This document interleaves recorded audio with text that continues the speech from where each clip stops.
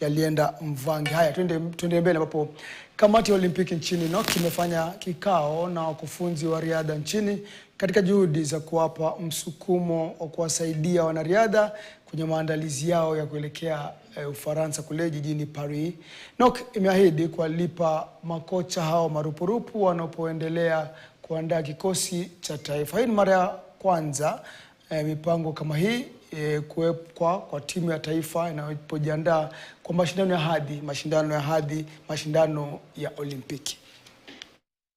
We are very grateful. We have never seen something like this, and it's very important to do this because the coaches have been struggling all through without any support.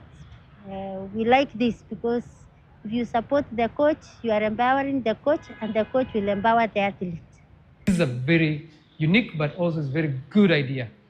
It's past due, and I think something that needed to have been done ago, but it's good that it's happening. Because in the past we have only been focusing on athletes, but we know that for the athletes to be an athlete, there's so many other people that surround them and help them to be where they are. So focusing also not only on athletes, but everybody around them to raise good athletes is a very important thing. So this is a very, very, very good thing.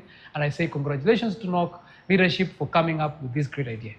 The idea is to meet the coaches and continue supporting them by providing allowances, by providing what the athletes need for their training, such as ensuring that they have their pacemakers, that their gym sessions are paid for, that the additional support of physiotherapists are trained. Secondly, we are also saying we have a performance support team which is available to work with these individual coaches to prepare them. Tuende kwa matokeo.